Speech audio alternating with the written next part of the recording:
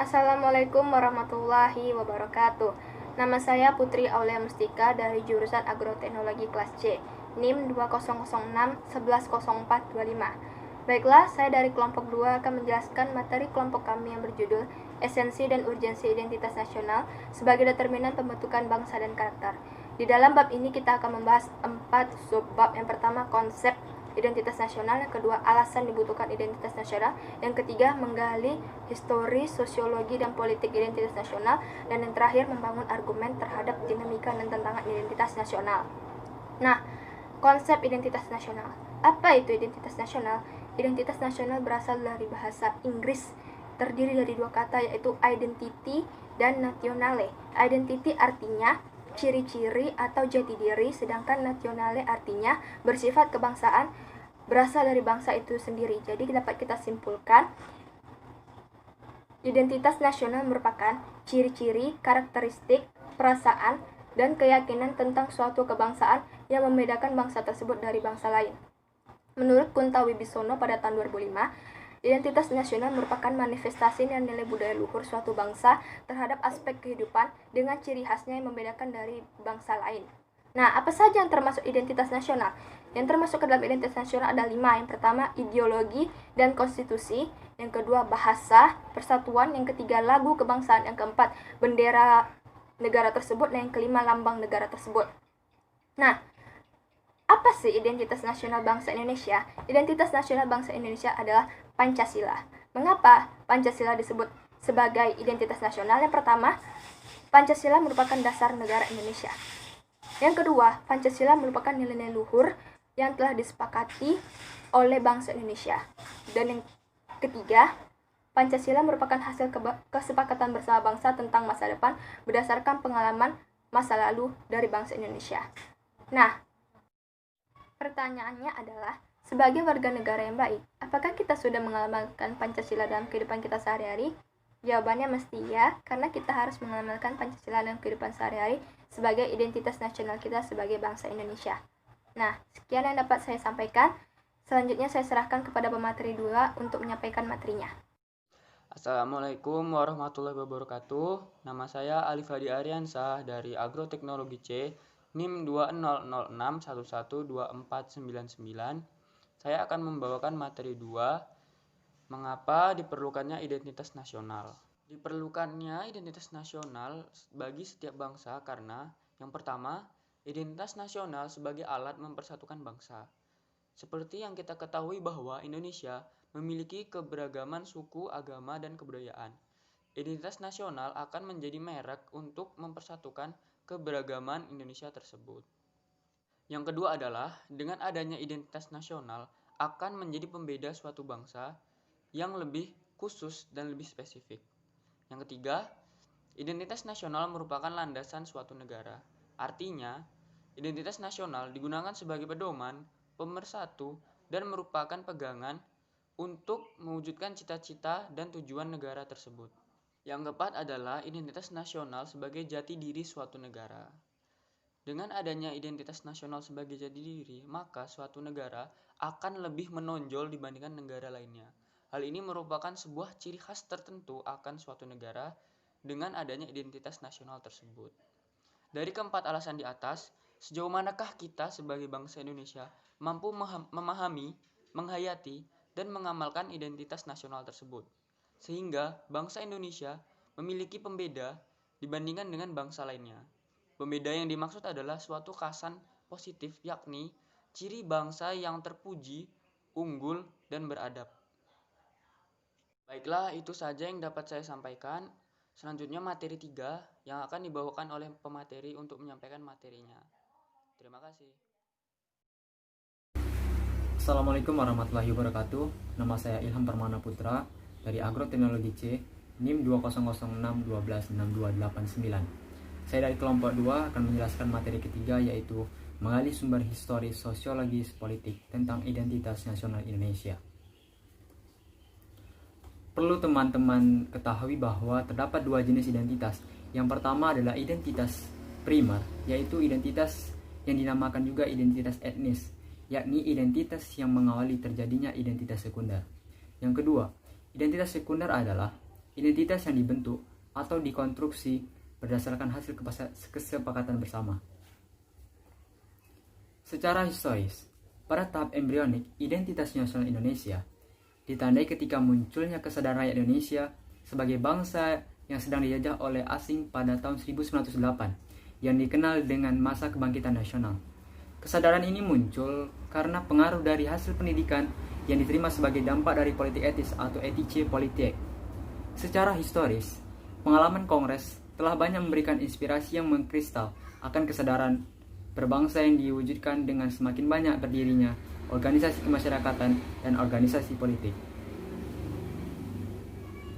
Menurut Bapak Nunus Supardi tahun 2007, Kongres Kebudayaan di Indonesia pernah dilakukan sejak tahun 1918 yang diperkirakan sebagai pengaruh dari Kongres Budi Utomo tahun 1908 yang dipelopori oleh Dr. Rajinman Widyodiningrat. Kongres ini telah memberikan semangat bagi bangsa untuk sadar dan bangkit sebagai bangsa untuk menemukan jati diri. Peristiwa-peristiwa Kongres.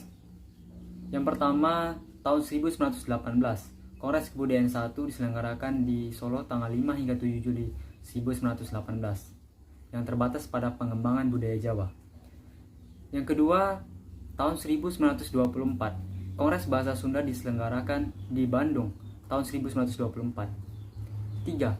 Tahun 1938, Kongres Bahasa Indonesia 1 diselenggarakan tahun 1938 di Solo. Yang keempat, tahun 1948, setelah proklamasi kemerdekaan, Kongres Kebudayaan diadakan di Magelang tanggal 20 hingga 24 Agustus 1948.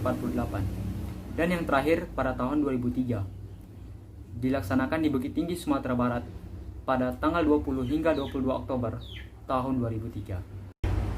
Secara sosiologis, identitas nasional telah terbentuk dalam proses interaksi, komunikasi, dan persinggungan budaya secara alami, baik melalui perjalanan panjang menuju Indonesia merdeka maupun melalui pembentukan intensi pasca kemerdekaan. Melalui berbagai kegiatan seperti upacara kenegaraan dan proses pendidikan dalam lembaga pendidikan formal atau non-formal. Dalam kegiatan tersebut terjadi interaksi antar etnis, antar budaya, antar bahasa, antar golongan yang terus-menerus dan akhirnya menyatu, berafiliasi dan memperkokoh negara kesatuan Republik Indonesia. Bapak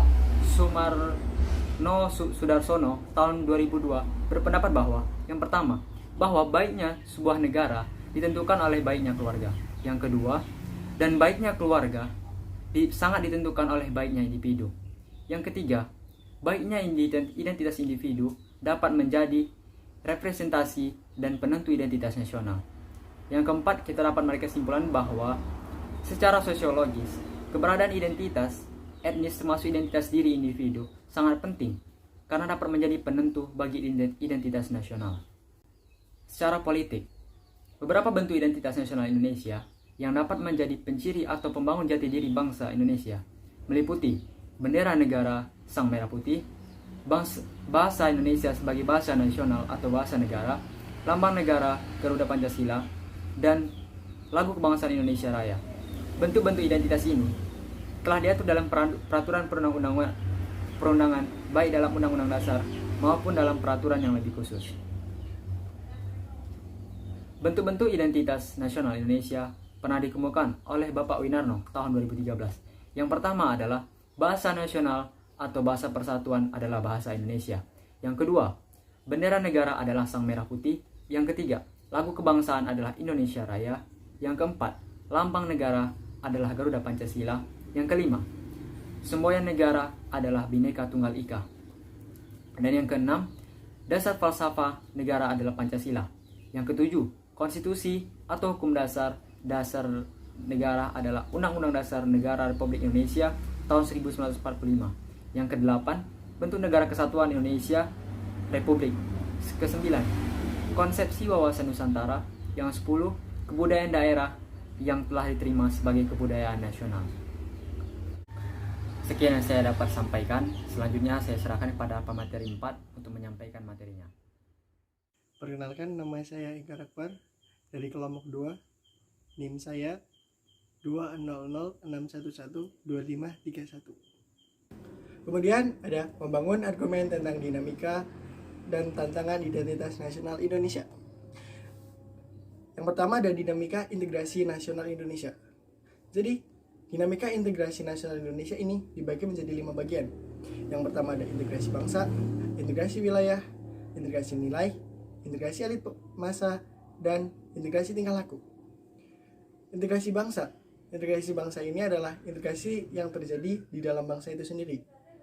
Di Indonesia, integrasi bangsa pernah terjadi pada tanggal 15 Agustus 2005, di mana Indonesia berhasil mengajak damai kembali gerakan Aceh Merdeka melalui MOU. Kemudian yang kedua ada integrasi wilayah. Integrasi wilayah ini, Indonesia pernah melakukan integrasi wilayah pada tanggal 13 Desember 1957, yaitu di mana Indonesia membuat ZEE atau zona ekonomi eksklusif, yaitu 200 mil dari pangkal pantai sampai ujung 200 mil. Kemudian yang ketiga ada integrasi nilai. Integrasi nilai ini adalah integrasi dalam sektor pendidikan. Di Indonesia sendiri integrasi nilai yaitu terjadi pada pemasukan mata pelajaran pendidikan kewarganegaraan baik di tingkat perkuliahan, SMA, SMP, bahkan sampai ke jenjang SD. Kemudian yang ketiga integrasi elit massa. Integrasi elit massa ini adalah pendekatan pemerintah kepada rakyatnya. Contohnya waktu Jokowi belusukan. Contohnya aja. Kemudian yang kelima ada integrasi tingkah laku. Integrasi tingkah laku ini terjadi setiap hari jika kita mau melakukan perbaikan diri terus-menerus. Kemudian tantangan dalam membangun integrasi. Tantangan dalam membangun integrasi ini dihadapkan dalam banyak perbedaan seperti perbedaan agama, suku, pandangan politik, ekonomi, bahkan status. Ada 5 poin penting yang kita hadapi dalam pembangunan integrasi ini. Yang pertama ada integrasi vertikal. Maaf belibet. Ada integrasi vertikal atau integrasi politik. Integrasi politik atau vertikal ini terjadi antara pemerintah dengan rakyatnya, yaitu penyamaan atau pelurusan pola pandang politik agar terjadi pemerintahan yang lebih baik ke depannya. Kemudian yang kedua ada integrasi horizontal. Integrasi horizontal ini adalah integrasi yang terjadi sesama manusia, tetapi berbeda pandangan, kepercayaan, status, politik, agama. Seperti tadi masalah yang pertama itu disamakan agar tidak terjadi bentrok pemikiran, karena bentrok pemikiran adalah yang paling berbahaya. Kemudian yang ketiga ada integrasi ekonomi. Integrasi ekonomi ini tantangannya adalah ketika ada negara yang mempersulit dalam bidang ekonomi, itu sangat mengganggu dalam integrasi, karena integrasi ekonomi harusnya dua buah negara bersatu dalam ekonomi agar kedepannya lebih baik. Jadi sekian dari kelompok kami. Bila ada kekurangan kami mohon maaf. Wassalamualaikum warahmatullahi wabarakatuh.